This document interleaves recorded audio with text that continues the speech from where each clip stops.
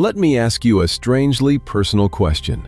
Have you ever been sitting in total silence and suddenly felt something heavy drop inside you? Not sadness, not anger, just a numb kind of pressure. The kind of feeling where your phone doesn't help, music doesn't help, and even motivational videos start to feel fake. You scroll, you switch tabs, you distract yourself, and still your brain keeps asking the same question. Why can't I just feel okay? Your mind keeps looping. Why? What if? Again? But what if that question is already part of the trap? Most people think growth or recovery has to be dramatic, a new mindset, a perfect routine, a movie scene transformation. But what if the shift starts much earlier? Imagine two people having the exact same bad day, same stress, same sleep debt. One spirals for hours, while the other settles down and regains control much faster. Why? Is one person just stronger, more disciplined, more evolved? Not exactly. The difference starts in the first few seconds. Because your brain was not designed to make you happy. It was designed to keep you alive. And survival has different priorities. Survival wants vigilance, threat detection, fast reactions. It would rather overreact than miss danger.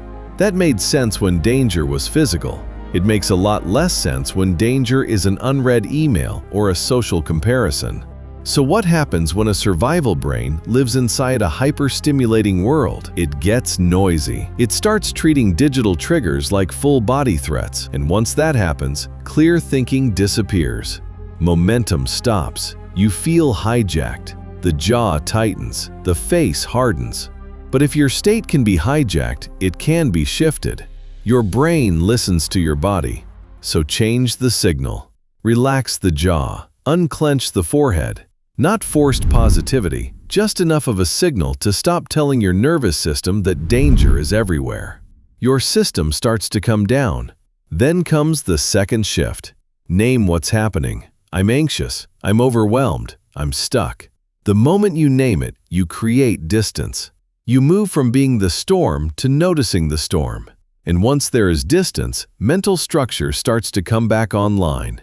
But what if you already know you're overwhelmed and still can't move? That's where most advice fails.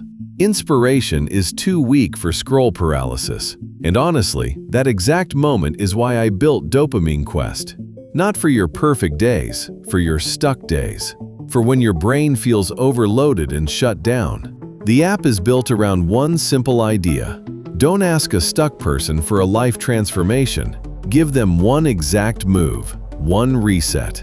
You select your state, I'm stuck, or I need a push, and the AI coach gives you one concrete next step to break the fog.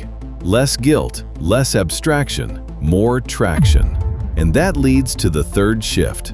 Most people completely misunderstand dopamine. They think it only shows up after big wins.